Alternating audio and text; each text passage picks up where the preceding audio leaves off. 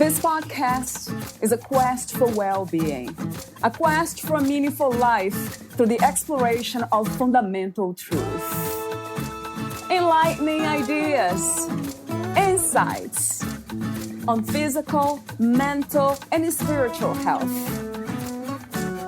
The inspiration is love. The aspiration is to awaken new ways of thinking that can lead us to a new way of being well. Welcome to Body, Mind, and Soul Healing Conversations.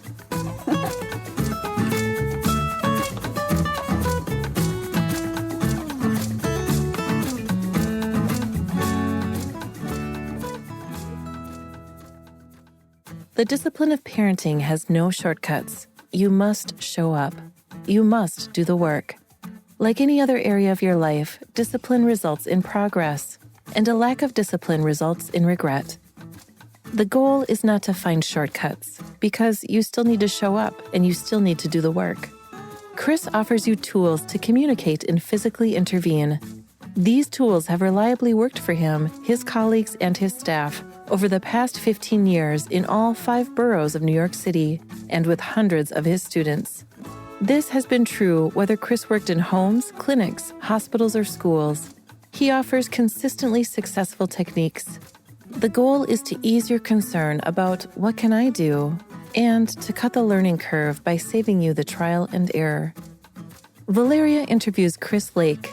He is the author of Help Your Toddler Meet Their Milestones, 101 Behavior Hacks. He is a native New Yorker who has been working with children with developmental delays across the past 2 decades. He received his master's in both general and special education in 2012. And in 2014, he started Community for a Cause, a nonprofit to initially advocate for children with lead poisoning. This nonprofit has successfully worked to aid New Yorkers in all 5 boroughs, as well as people abroad. Community for a Cause has several branches that include special needs advocacy, homeless relief, sexual violence prevention, environmental protection, and a community building branch. Through his charity, Chris Lake remains committed to doing all he can to help those in New York who are without a voice and all those who are in need of support. In looking to expand his ability to provide for families of children with autism, he wrote his book, Help Your Toddler Meet Their Milestones, to give families and providers a time-tested blueprint of how to develop children using evidence-based practice. A portion of all book proceeds goes towards preventing and alleviating childhood lead poisoning. Meet Chris at 101behaviorhacks.com. Here's the interview with Chris Lake.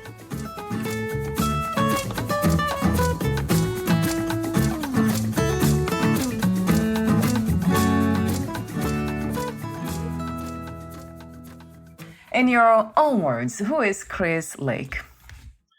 Valeria, thank you so much for having me here today. Chris Lake is a husband, father, child advocate, activist, and author of the newly released book, Help Your Toddler Meet Their Milestones, 101 Behavior Hacks.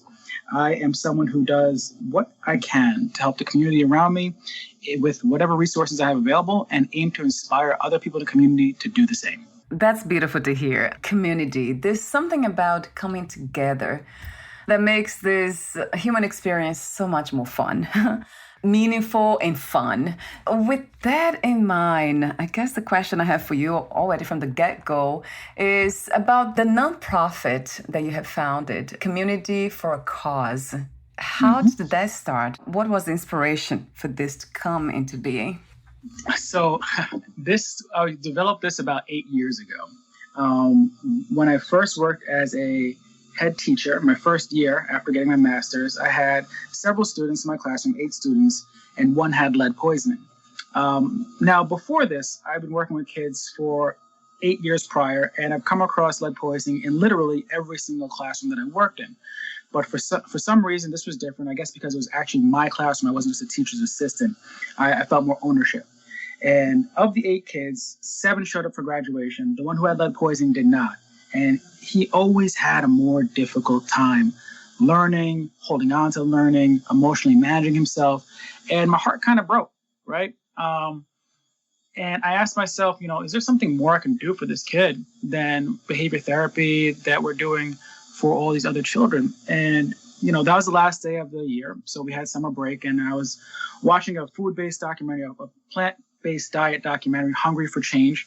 And in it, this guy, Dr. Michael Adams, very casually, very, very casually says, when you eat cilantro, it goes into your blood, eats toxic heavy metals, and removes them. And for me, that was a true eureka moment. I've never understood what eureka feels like until I had that moment.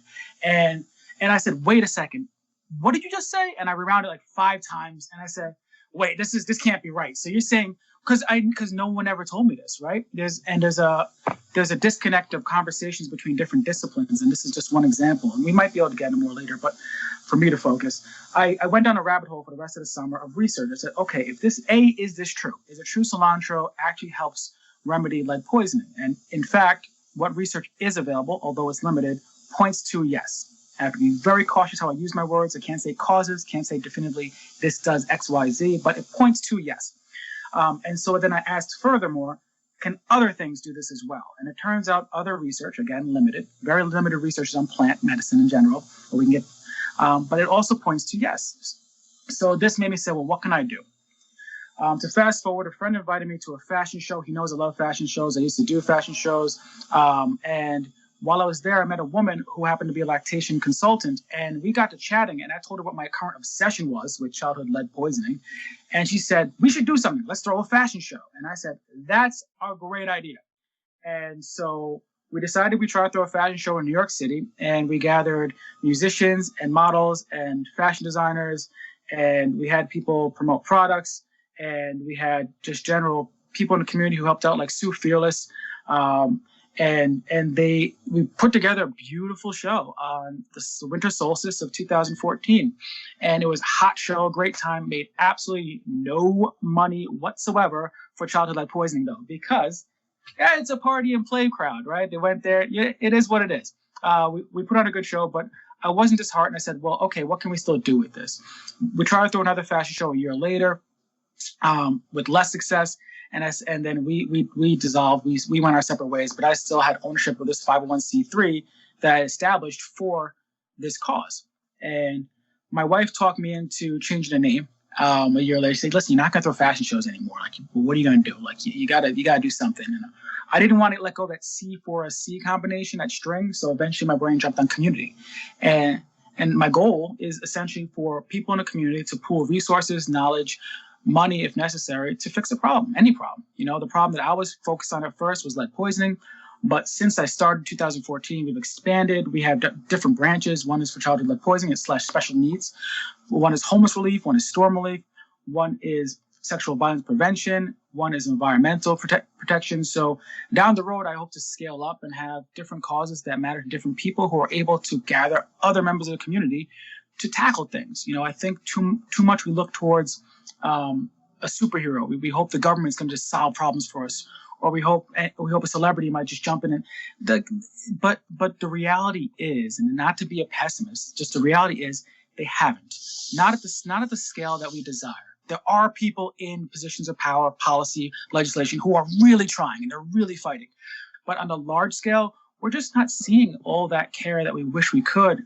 Instead, we see money going other places. So I really, truly think it's on the community to fix the community. I think it's on us to take care of us on a local level. And you really got to focus on a local level first and then slowly expand bit by bit by bit. You see, I was very curious about lead poisoning. So I probably heard of this before, but not the way you speak of. So I guess the basic question is, how do children get poisoned by lead? That's my first question. It's so sad. Unfortunately, it varies by location. The most common form of lead absorption is through dust. All right. So most of the paint that we used before the 70s had some level of lead in it. And so if someone's doing renovations and they're not EPA certified, or they just don't really know what they're doing, they might just take a saw and cut through walls, or if they have to expand a window, they're going to cut through the walls. And that's blowing all this paint dust into the air. And it's totally unintentional, right? It's totally unintentional. The people who made the paint didn't really know, but that's still unfortunate. Dust doesn't go away. All right, the dust settles on windowsills. Every time you open a window, some more dust kind of can not spray, but linger around and be freed. And if you have a little one and they're crawling around, toddlers and infants have a lot of hand to mouth behavior. They explore things with their hands. They explore things with their mouths. So they're going to pick things up and put their hands in their mouth. They're going to walk around and put their hands in their mouth. They're not aware that their hands have just picked up trace amounts of lead, and now they're ingesting it. And it's only small amounts, very small amounts, that can really cause damage. Unfortunately, in this country, lead poisoning is more common than autism, but it's not really on the national radar in America because until Flint, Michigan, because we had someone to point a finger at. Whenever we have someone to point a finger at, like in New York, where I am, there was a big situation with NYCHA, the public housing, where the commissioner knew that there was lead paint and they knew that people were getting sick and said nothing, and they got into a lot of trouble. So there was someone to point a finger at. In the New York public schools, they realized the pipes hadn't been checked in over 10 years. And as a result, they found out a lot of these pipes, I shouldn't say a lot, but enough pipes were made of lead and need to be replaced. So that's another source in some areas, old pipes. If a house was built before 1986 in this country, then yeah, they probably have some lead in their pipes. It doesn't mean that someone's drinking straight lead, but that means trace elements can leach into the water. Before 1995, tin can food had lead in it. There's makeup from different countries that has lead in it. Mascara has lead in it. Lipstick has lead in it. So it's kind of almost omnipresent. The car exhaust doesn't have much, but it's there's some lead present in the exhaust from different vehicles. And while people think, well, it's in the air, things that are in the air don't just fly up and go away. they float up for a bit and then they settle right back down. And then another source that's unfortunately historic is going to be in the soil. And this is because at the turn of the 20th century, so the early 1900s, there was a lot of smelting. And that continued until about the mid 1900s. And we smelted lead in a lot of places. Like if you look at Chicago, if you look at the history of smelting in Chicago, if you look at East Chicago, Indiana, it's a city a little south of Illinois. They're a Superfund site for lead. You can't even walk near there. The ground is so poisoned.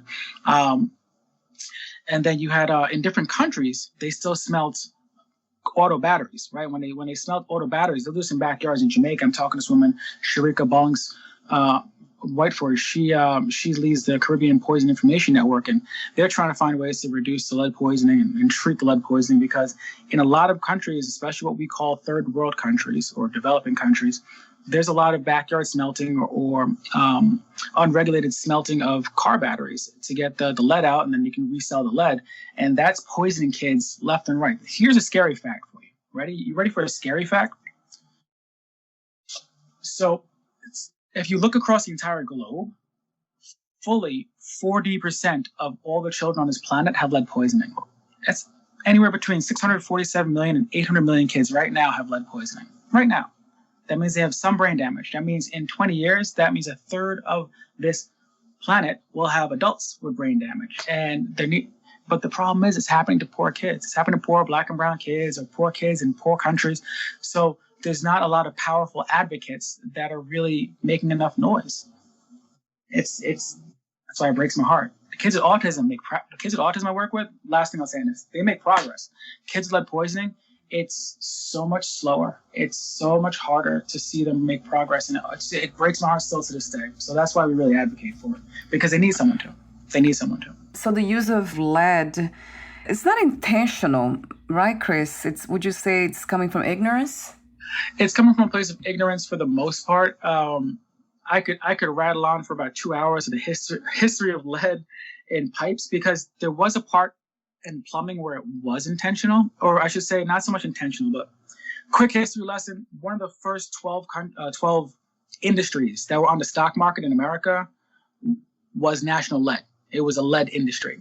So there's a long history of corporate lead. And that sounds crazy, right? Like when I first was lobbying for lead laws, I thought to myself, this is a home run. This is slam dunk. This is some low hanging fruit. There's no lead farmers who are going to be mad that I want lead regulations that are going to help kids with blood testing. But it still took me 3 years to get it passed. 3 years. And we don't realize there are industries that still produce lead, like ammunition. Bullets are made of lead, and that's a pretty big industry. Paint that's used for bridges and certain construction projects still has some lead in it. Like the industry still exists. They don't advertise, right? Because they know that there's a public opinion against them. But in the 20s, they knew. They've known since the 1800s that this is poisonous. And in the 20s, they also were aware. They didn't care. Honestly, they didn't care. And the industry paid plumbers to install pipes. The word plumber, in fact, is Latin from plumbum, which means lead. And they paid them to install pipes and then paid legislators to make it the law that only plumbers could install pipes. And this created unions, and unions are big sources of voter pools. And so they did this intentionally to corner the pipe market. And but there's consequences, right? There's consequences. So lead poisoning, what it does besides cause brain damage and some speech delays, later in life, it's been linked to violence, aggression, and juvenile delinquency. All right. So wherever you see a lot of lead, you're generally going to see a lot of crime. And it usually doesn't pop up right away. It'll pop up about 17, 23 years later. And just food for thought, there is no state that has more lead in it than Illinois, and there's no city that has more lead in it than Chicago. People often talk about how violent Chicago is. It is full of lead. Pipes and all. Full of it. Mm-hmm. That's not a coincidence. You're a behavior scientist. So when you speak of like lead poisoning, that affects behavior because it affects the brain, and then it will affect behavior. Yes. So we can't really judge people by their behavior unless we know that they are healthy, physiologically, biologically healthy. That just comes to me as something to be explored. Listen, sis, you're speaking gospel right now. And what you're saying though is a truly evolved thought, right? Because not a lot of people want to take stock into what someone's biology might be when they're looking at someone's behavior. But what you said is 100% true. It's not necessarily what you're seeing how you're seeing someone act in front of you is not the full story. When you see a clip on Instagram or TikTok of someone having an obviously bad day and they're quote unquote flipping out, we're not seeing the whole picture. And it's really unfortunate. I read that statistically about 40% of people in prison right now have some form of developmental delay. So are they criminals, or were they people who needed therapy and needed treatment and were never given the resources to learn how to manage their emotions, never given the resources to learn how to properly communicate or advocate for themselves, and eventually one day was a tipping point for them, or they were recruited by someone who realized they could take advantage of this person who makes bad choices?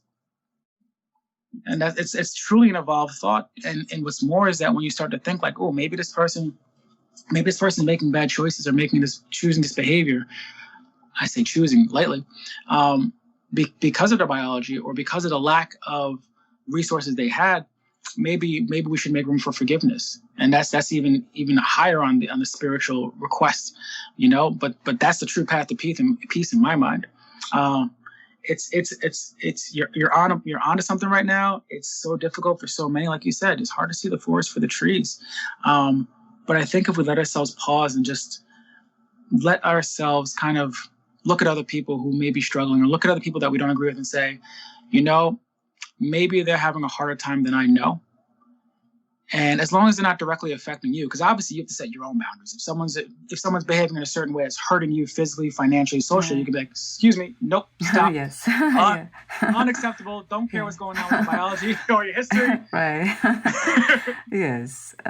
Boundaries. I like that. Yeah. But there's still always room for empathy for those, even if you don't know the reasons, because most people are having a hard time to live on. And most people don't ask for help. And most people don't ask for enough help. Yeah, that's exactly how I feel and how I live my life. Yes. Good. Well, I went through a lot of trauma in childhood and a lot of confusion. And then my path was the spiritual path. That's the path that I'm still on. And with that in mind, I have to ask you this question. What has been your spiritual experiences in the sense of seeing the big picture, of understanding yourself better? Yeah, I know about shamanism. I'd love to hear more about that now, actually. Absolutely. Okay, let's go down the rabbit hole. Yes. So, well, we'll go back in time. Before I proposed to my wife, she was going to go on vacation with her sister. And at this point in time, I was investing in cryptocurrency and I was turning a pretty profit. And I told myself, Chris, this is the first time in your life that you can literally travel anywhere in the world. You can travel anywhere you want to. You know you're going to propose to her in a couple of months, and I did. But before that, since she's out of town for 2 weeks, you need to do something for you and just enjoy. And I said, okay, great. What can I do? And I went through a number of options in my head. And eventually something in my head said, hey, remember that thing you once heard about called ayahuasca? And I paused and said, yeah, that's okay. Let me do some research. And at first I thought it was just going to be some disassociative experience that would be fun and trippy. And it would give me something that was akin to what I heard on a Joe Rogan podcast. And there's no shade to Joe Rogan podcast. That's right. But when I started doing research into what it was, I realized that it was so much more than I originally anticipated. And that drew me even more because I've always been spiritually fascinated. I was raised Christian, but I find God in nature. I always have. I have a very, very deep conversation with God daily. I always have. I've always respected Jesus as a man, as a prophet, as everything that I've been taught. But there's certain things about Christianity that just didn't sit well with me. But I wasn't one to turn around and say, well, then nothing about religion is right, and I reject all religion and reject God. I was like, no, like there's some aspects that aren't quite right, but there's some aspects that are spot on. And I always looked at it like every religion has a part of the tapestry of the truth, and God kind of came to each particular group of humans and said, okay, this is what lesson you guys need, and eventually you'll spread it. This is what lesson you guys need, and eventually you'll spread it. This is what lesson you guys need, and eventually you'll spread it. And so I've always been a seeker. And so ayahuasca was the next chapter that I didn't know I needed to take in my understanding of my spiritual nature. So 6 years ago now, 2017, I go to Peru. Even though my wife was there, we didn't go together, right? I just said I want to find some place where I can A, legally do this, B, be safe when I'm doing it, and really get the most out of it. And I found this 3 days. It was a 3-day. Yeah, it was a 3-night ceremony, and it was at a place that had a psychologist, it had a nurse, it had a doctor, it had shamans, it had assistants. They made you take a toxicology report beforehand. They made you do a psych review. I was like, I like that. I like that you're really making sure we're taken care of, because I know there's some places I can go to in Brooklyn if I wanted to. I don't, where they would give you some tea. You just pay them, X amount of dollars and give you tea, and they're not really that concerned about your well-being. And alternatively, I have other friends in the community who speak wonderfully of other shamans throughout New York City, upstate New York, who do care about your well-being and will, but again, at the same time, I want to do it as legally as possible. So I went to Peru. And so my first night drinking ayahuasca, I met Yahweh. And I speak specifically of the God in the Bible because that is what the Spirit told me. It said, my name is Yahweh, say it. And I was just floored. I felt the presence of the Almighty Lord, and I bowed. I said, your name is Yahweh, cool. And then I just had this deeper connection where I started seeing myself differently. I started seeing the world differently. I started seeing how I understand the connection of everything differently. The next night I met the spirit of Mother, of Earth, and that was a beautiful experience as well. I saw my past lives, which I didn't know I had. Well, I should say specifically one past life. Yeah. And it was from hundreds of years ago. And how much time do you have? Do you want me to go into this? Yes, I would love to. Yes, right, yeah, please. All right. So in my past life, yes. what the vision that I had was I was in an indigenous village, okay? And I was in the woods, and I see this indigenous shaman. The shaman's walking around in the woods, knowing that conquistadors, that the Europeans were coming. And he knew that when they came, they were going to bring weapons and they were going to bring sickness, okay? And the shaman knew that although it would be bad, his people could survive the weapons. He knew they could survive the weapons. the shaman knew that people could not survive the sickness. So the shaman went deeper into the woods than he ever did to find a new medicine. He knew he had to find a medicine. He couldn't find it. As he's looking into the woods, there's a snake. And he startles the snake, and the snake bites him. And he dies. And as a result, his people died. Okay? And I was the snake. Yeah. So I have debt. Okay? I never knew past lives would be non-human. This is my information that I was given. I'm glad to share with you. As I told you before, I'm an open book. And as a result, I immediately realized I have debt. And it doesn't matter that my actions were the result of me being startled and I was an animal. I caused something bad to happen. And that means you have debt, right? And so my debt is to make medicine. That's what I was told. That was the information I was given by spirit. You must make medicine. Specifically, 2 words, make medicine. And I'm having this realization, and I'm overwhelmed with emotion. And I open my eyes, I'm just crying, and I'm crying, and I'm crying. And as I open my eyes, right in front of me, the shaman from the ceremony is sitting right in front of me. And I just look at him at his remarkable timing, and I say, I'm sorry. I'm just weeping. And he just embraces me. And I feel forgiven, but I feel forgiven for the acknowledgement portion of my forgiveness, but there's still work to do, right? Because forgiveness doesn't just come in words. We can say, oh, I'm sorry until the day is done, but how do you change your behavior, right? Going back to behavior. And that's kind of led me on the path to understanding more and more about lead poisoning, like what medicine can help these kids, because that's what I feel pulled to by spirit. I feel spirit saying, you must make medicine. You can't help those people from 500 years ago. They've passed, but you can help certain people today. And once I realized that kids with lead poisoning don't have strong advocates, don't have many advocates across most of the world. There are some out there. I've met plenty worldwide. I've met people in Sri Lanka and Nepal, I met people in Nepal. I met people in Uganda. I met people in the UK, Amsterdam, Jamaica, Colombia. They're all over people advocating, but they still need more, and they need more of the population to really understand the gravity situation. And this has led me to ask more and dig more into, well, what kind of medicine is found in nature? What was that shaman looking for, right? And I would say, honestly, one of the beautiful things about ayahuasca is that it does open your mind to asking new questions, as well as seeing things in a new light. And I think there's a huge power, and I can't state this loudly enough, but I truly believe there's a huge power in allowing yourself to ask new questions about everyday problems. Ask new questions about people or yourself, in particular about yourself. Like, how am I really doing in this dimension of my life? How can I budget a little better? How can I be a little bit more productive? How can I fill in the blank? Whatever question you're not asking yourself, just try and ask yourself something new, and you might find little tweaks can save your life if not change it. So for me, that experience, the experience of plant medicine and connecting with spirit, led me towards asking a new question. Okay, my spiritual path led me to asking this new question instead of asking what removes lead from the body, which I was doing for years. At this point, I was doing research, scholarly research. Reaching out to other experts as well to find out what can remove lead from the body, what plants, specifically plants, what can we eat? And then out of the blue, for no good reason, one would argue, but shortly after a ceremony, I asked a different question. I said, well, what can reverse lead poisoning? What can reverse the brain damage? I never asked that question. In all the years I was doing my research, I never asked what can reverse the brain damage. And so I checked Google Scholar. I put in the algorithm, I changed the algorithm. I said, all right, can anything reverse brain damage? Right now, if you Google, is brain damage reversible? Google will say no.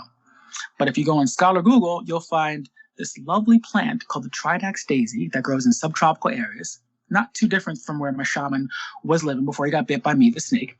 And this flower actually regrows the brain. It actually regrows the brain. And this team from Columbia University used it on mice that they fed lead acetate, a form of lead, for prenatally after birth for 35 days. And then they only gave this compound to these mice for 15 days, and the brain damage was reversed. That's impossible. That when I read that, I was like, that's not, I had to reread it several times because it's not possible. I reached out. I was so stunned. You don't understand. Like, I was so stunned when I read this, because most research won't say certain things. They'll say it was a statistically significant change or statistically significant. No, this one said all of the mice, every single mice they gave it to, reversed. the function was restored towards the part of the brain called the Schaefer collateral. It's located in the hippocampus, which is basically the doorway to memory. Okay, so what lead does, it interrupts the brain's ability to finish the circuit. So if someone is trying to learn something, it doesn't reach where it needs to for memory to be formed. Without memory, you can't learn, right? And so this plant, 15 days, 2 weeks, they gave it to 2 weeks and the mice had function restored. I reached out to as many different researchers. 2 responded. Dr. Omid Miri and Dr. Kirsten Stansfield, neurologists and toxicologists, and they broke down the science to me. They were, first of all, shocked anyone reached out. They said, "You read my work?" Oh, wonderful. Yeah. And I was like, yes. I was like, I'm fascinated because I work kids lead poisoning. And they were like, and we chatted, and we still have relationships today. Years later, we still talk today. And they've helped me along my path. And I reached out to other people. I teamed up with Dr. Ruth Etzel, who was a former head of the EPA, Office of Children's Health Protection. We discussed lead poisoning, and she pointed me to the World Health Organization. Said, "Chris, you should actually present this to them during their lead poisoning week." And I did. So I actually presented to the World Health Organization about this plant this past October to spread the word, because I want every lead advocate to know there's a plant that grows naturally that's hardy. It's like almost like a weed. It grows super easy. That can make a difference. And the issue is, as I brought up before, there's not much research on plant medicine. So that leads me to where I am now, working with some teams to actually provide this medicine to some kids in Uganda. And I thank plant medicine, I thank shamanism, I thank Mama Aya for opening my eyes to realizing that there are plants that can really change things and help us and answer some questions we didn't realize you weren't asking. I love that openness. And you said something earlier that I need to bring that up. You said, I communicate with God often, not with the specific words, but you said in nature. So nature is the way I speak to God. Yes. So that's interesting the way you're speaking now. And then we're talking about plant medicine and nature, right? So God, medicine, healing, spirituality, and different way of living this reality. Listen, according to the Bible, when God made the earth, everything in nature is just the way God made it, right? So that's kind of like the closest you can get to God. In nature, it's clean, it's untouched, it's exactly God's design. But for me, it's also the stillness, And one thing that ayahuasca and just shamanism gave me was an appreciation for stillness and learning what peace really is. Because before my experience down this road, I looked at peace the way most people I know looked at peace, which is just an absence of tension. And now I know it to be this stillness wrapped in gratitude, the ability to sit quietly for 15 minutes each morning and simply breathe in gratitude and authentically breathe in gratitude. And it's changed my experience. It changes my days. It changes how people interact with me, how I interact with people. Gratitude and peace. That's a wonderful message to hear and to be reminded of. Yes, meditation. That's one of the practices that I have let go for some reason. Come back. Yes, right. I feel like that now I need to go back to it. I don't need to gain knowledge from it anymore in that sense, but spiritual sense. But it's just kind of deepening that knowledge, I would say. Right. Whatever suits your soul, Because there's some days where I'll meditate and my goal is literally to be thoughtless. Is to sit for the timed amount that I have my timer on, and I'm just going to breathe and focus on the air hitting my nostrils. That's it. And I can do that, but that was practice. I had to really not get through the frustration part where first your brain is going to keep having those monkey mind thoughts. I got to do this. I got to do that. I got to do this.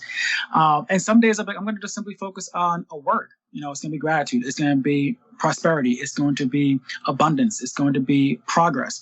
And I'll literally just repeat that word for 15 minutes. And some days it's going to be, you're going to just let your mind run. And that's fine. But you're going to sit still, Chris. You're going to sit still with your ADHD and you're going to be fine. Let's go. Whatever's good for your soul. Whatever's good for your soul. Yeah, that's a great reminder for me. And today I woke up thinking that way. That's interesting that we are talking about this. So going back to meditation. So, of course, your book, Help Your Toddler Meet Their Milestones, 101 Behavior Hacks. What was the main intention of writing this book, Chris? Main intention of writing this book was to make people's lives easier. Once I had my daughter, I realized the work I do with kids with autism every day works for all kids. And for kids who are typical, when you apply certain techniques, it's just going to make them grow faster, right? My child, she's 28 months right now. She speaks fluent French and English. We're working on reading with her, and she's picking up letter sounds. And it's because I know how to, reward what I want to see and downplay what I don't want to see. That's been my job for the last 16 years. And, my goal was to give parents my knowledge, but in plain English and in simple techniques they can use. Okay, your kid's tantruming. Here's what you do when they tantrum. Here's how you bring them down. Okay, your kid's not quite speaking yet. They're 15 months old. Here's what you can do to help increase their communication. Okay, your kid's a picky eater. That's fine. 19 to 50% of toddlers are picky eaters. Your child's not being strange. This is normal. Here are some things you can look at that'll ease them out of being picky eaters, because it does take time and it does take consistency overall of what the parent does. I ideally like the parent to think about themselves in the not matrix, but in the equation. Think about yourself in the equation as to what am I doing that's making this child's behavior effective? Am I making this behavior effective? Because behavior continues as long as it's effective, right? Good or bad. It's not intentional. Kids aren't really trying to manipulate you. They just found that a certain response was stimulating, and they like that. They like to be stimulated. So if you keep responding a certain way, they're going to keep behaving a certain way. And it requires practice, but I promise the parents who are listening right now, if you're consistent and you just stick with it, not that long too, honestly. For most cases, if you stick with it for like 2 to 3 days, your kid will snap out of a lot of behaviors. But most parents don't have the patience or believe the process. But it's really genuinely like a 2 to 3 day situation where if you and any other adults stick with the same exact game plan, you're going to see a trend in a proper direction, right? And I say trend because it's not a one-off. You're not going to help your kid. You're not going to use a certain technique for picky eating one time and then you're done. You're going to do it 8 times minimum. I'm saying that number specifically, parents, because that's how many times it takes to show a child a new food they don't like before they're willing to engage with it. 8 times. You're going to prepare and cook that food 8 times minimum. And they have to leave it on a plate. Not a lot of parents who want to do it more than twice, right? I made that. All right, we're done with this. You don't want to eat it. Nope. 8 times. And that's proven. They've done it with thousands of picky eater toddlers. And everything I give the parents in my book is evidence-based.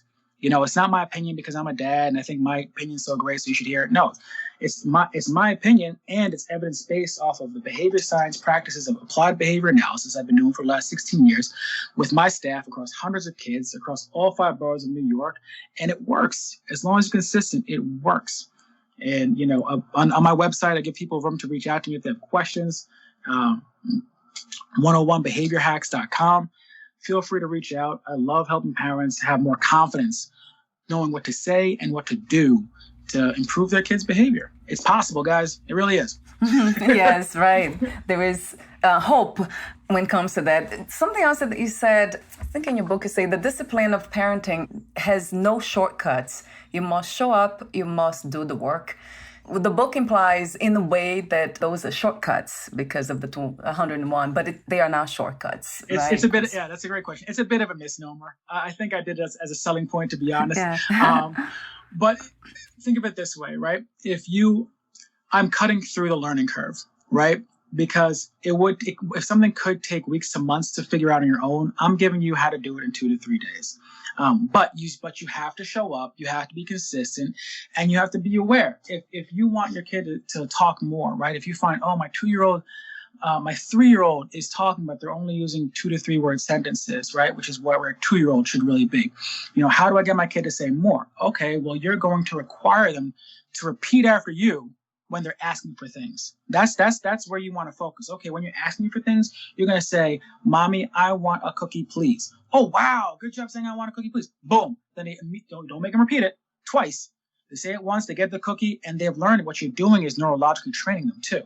Because they're doing a behavior, their brain is unable to tear apart the sequence. They're doing a behavior, and immediately after, they're getting something they want. And that receiving of something you want is a hit of dopamine. And if you're doing something and they get a hit of dopamine, your brain says, that was good. I like that. Let's do that again. Mom wants 5 words. We're going to say 5 words. I got a cookie and she gave me a big one. Like whatever it is. Obviously, don't give too big a reward that you can't manage. I say that honestly. Like I had a kid. He was 15. He lived in Clinton Hill, nice part of Brooklyn. And he really liked IKEA chandeliers. I'm not kidding you. IKEA chandeliers. And his parents would buy a new one every month after he was good. I was like, this is too much money, guys. I'm sure you have it, but stop. And so I introduced him to Chinese lanterns, which cost like $5 and saved them a lot of money. So you want to make sure whatever reward you're giving your kid is something that's financially manageable. Right. Yeah. Or just healthy. Like you don't want to give your kid a whole sleeve of cookies. Listen, there's ways you can, titrate how much you're giving your kid. Right. There's so much into it. I really admire what you do. I was just reading your website, going through the book on Amazon, and I'm like, wow, this is amazing. It's a different world, the world of behavior, child behavior. And then, as I said, off record, I started thinking about my husband even. Maybe I can apply some of these tips and hacks with him, because it's true behavior. So that's what it means. If it is effective, then they keep doing it. Keep doing it. Goes for everyone. If you don't want a behavior to continue, then it's your job, whether with kids or with your husband. Unofficially, I did not say that. Yes, but he won't listen to this one, hopefully. But consequences. We stop seeing behaviors as effective when we receive certain consequences. Whether we're ashamed out of it by our peer group, or whether an authority delivers some sort of punishment. And that's not to say anything that's like, you don't want to be cruel about anything. Right. I can't tell you how many times I use the word kind in my book, because for me, rule number one is be kind. Yes. But a conversation can go a long way. As I told you earlier, my friend who felt the partner is flirtatious, I let her know, like, you need to have a conversation, because without consequences, that behavior is unchecked. And that person's unaware. The thing is, when the person's unaware, if it's second nature for someone to do something that you can't stand, but they're unaware, right? But if you're like, hey, sweetheart, how about we turn the lights off before we leave? Or let's make a deal. How about I do the dishes tonight, you do the dishes tomorrow? Or whatever it may be, so that there is awareness that has to be spoken.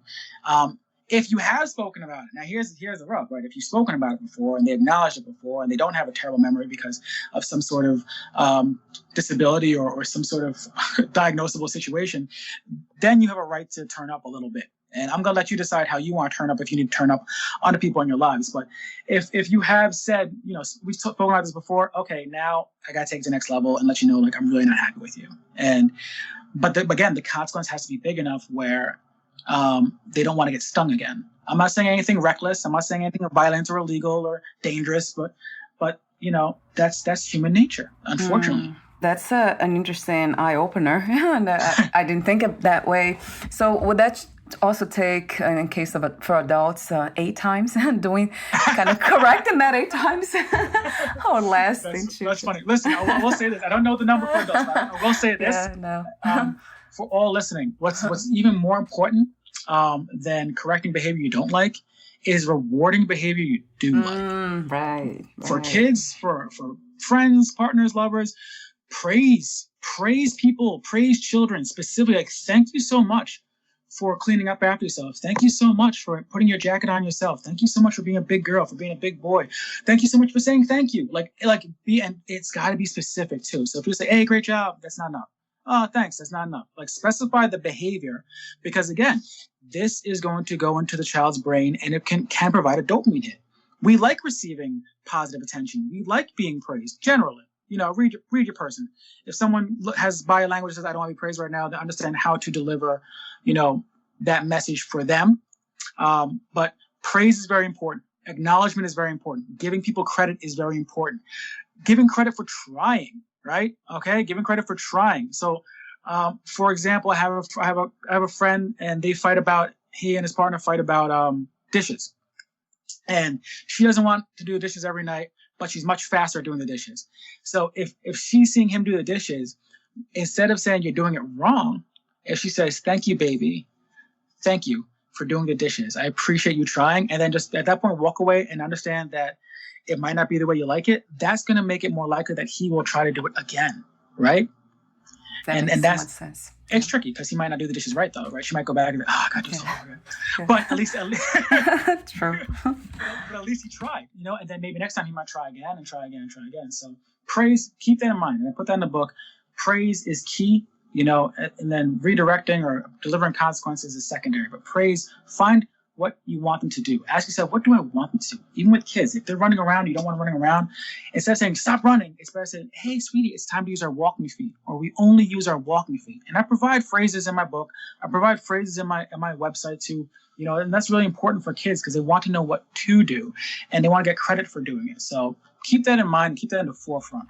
Those are wonderful, though. Yeah, the more I listen to you, it's just, I am absorbing that as making a lot of sense. Like, yeah, Cheers. Of course. It's interesting to hear you on the details, even the language, what words to use. So we're almost at the end, and I want to thank you again for your beautiful presence, for being open to life. I love how you have put yourself in a position of exploration as an explorer, and you have explored yourself, your inner world, and then the outer world. So you have this both, the dance between both worlds. So that's really wonderful, Chris, to see in human beings. Thank you for being an inspiration for us. And my ending questions, guess I'll ask you this one because your book, the dedication says, I dedicate this book to my best teacher and favorite student, my daughter, Serafina. I love that name too. It's a beautiful name. And I said with the Portuguese accent, Serafina. The question that came to me was, what was the biggest lesson that she has taught you? What's the biggest lesson my daughter has taught me? Man, I think I need like an hour to think about that. Off the top of my head, I suppose patience. Obviously all kids teach you patience. She's taught me how to slow down too. One thing that kids are remarkable at that we as adults don't really appreciate as much as we could is how to be in the moment. They want, like, kids don't want to go to sleep because they still want to play, and they want to play because for them, life is so precious that every moment has some opportunity for some marvelous wonder. Out of nothing. You don't need to go to Disneyland. And that's one thing I appreciate about them is just that amazing ability to appreciate the now. And she's also forced my hand to be much better at time management, because once you have a toddler, you realize you have to add about 45 minutes into anything you schedule minimum. Right. I can imagine. I guess the last thing I would say is she's taught me what it is to love a human being on a different scale, because we obviously have love for our parents, our friends, and our partners. And those three types of love are all different types of love, right? And then the love that you have for your kid, it just takes, it's another level, man. It's another level. And I've heard parents talk about this before I had a kid, how, you don't really know what love is until it's I can't say you don't really know what love is till you have a kid, but it's a different type of love that is just so rewarding. It's so beautiful, and I cherish it. I'm so grateful. She's taken my level of gratitude to the next level. It really, really has. Wow. It really has.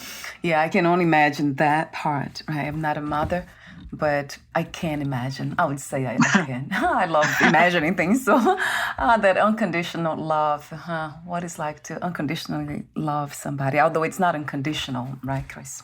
Not exactly. It's up there. Close enough, yeah. So before I ask you my ending questions, I want to mention that on your website you offer bonuses. I really like that. So you have different kinds. And then you also have a beautiful blog with so much information. Interesting blogs, pretty much tons of them caught my attention. And I'm not a mother, so anyone who is parents, they just gotta look at this. I mean, I will share with my community with so much joy because this is beautiful, filled with information that we need to be aware of, parents and non-parents. So in my ending questions, I'll ask you a question that I wanted to ask you earlier. How do you define intelligence? So I see intelligence not as a noun, but a verb, right?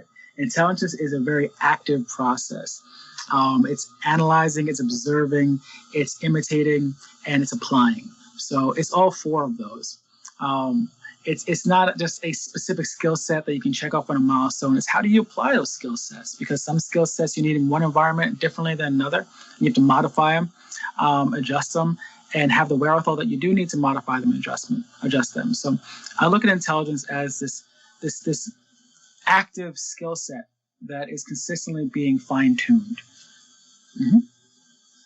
A lot of times I kind of go back and forth between intelligence It, to me, seems to be like life itself, nature and everything that's happening right now automatically, that we are not doing anything, even thinking, for that to become real. Like the body now is doing all this work and we are not really trying to make it work. Right. Although we could by eating right and all those things, but those are secondaries. But then I think about wisdom. That's kind of focus. Focus on wisdom for some reason. That's different. Okay. Because it's funny, because like you said, intelligence is in life, right? And intelligence, and I'll use the analogy of trees, because people don't often think of plants as sentient or present, I should say. But if you ever want to have a fun experience, walk in the forest or the woods, even now that's winter here, and look up and see where the trees meet. And you'll notice that there is a small river that runs between them, because the trees are able to analyze and respond to the environment, right? And that's really a more terse way for me to put intelligence, is analyzing and responding to your environment properly for your benefit and for the benefit of others. That's a better definition now that I've had a second to think about it. But even trees have a sense of, your branches end here. Okay, I won't overrun you. They make space for each other. But wisdom, what is wisdom? That is a question for next time. Oh no, next episode. Right. Oh yes, right. Leaving some room from curiosity. We'll have that conversation one day, perhaps, right, Chris? That'll be fun. Perhaps indeed. What is one message you wish everyone to take with them from this conversation we had today? The key is kindness, first and foremost. With all relationships, the key is kindness. So try to step forward with that foot first. And that includes empathy, that includes forgiveness, that includes considering someone's biology. The key is kindness. And after that, biggest takeaway, behavior will continue as long as it is effective. And third, the key to any success, the discipline of parenting or financial success or physical success, consistency. Be consistent in your practice and you will see results. Right. Wow. I hear a lot of wisdom there. Speaking of wisdom earlier. Well played. Yes, now I see. Yes, now truly, you come across very wise to me. Thank you so much, Chris, for your presence here today, for your presence in this reality, in our worldly reality, and for everything you do. I know it takes a lot of time, a lot of effort and commitment. So thank you for being you. It's my pleasure, Valeria. Thank you so much for being you and having this platform and allowing me to share space and time with you and your energy. It's been lovely. It truly has been. Thank you. Before we say goodbye, what is the best place to find more about you and your work, Chris? So people can go to 101behaviorhacks.com and they can find out about me. They can connect with me there. They can find me on IG at Chris Lake. It's _Chris.Lake_. They want to find out about Community for a Cause. I'm on IG as well. But it's probably best, and then my website for my charity is communityforacause.org. So any of those 4 sources, feel free to look me up, reach out. I'm out here. Wonderful. I'll have your website on your podcast profile. Thank you again, Chris, for your presence. Bye for now, my dear. Take care. You Bye-bye. too. Bye.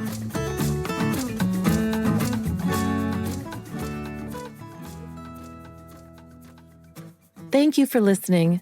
To learn more about Chris Lake and his work, please visit 101behaviorhacks.com.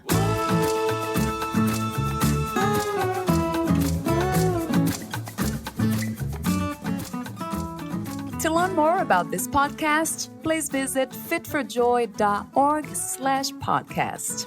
Thank you again for listening, and bye for now.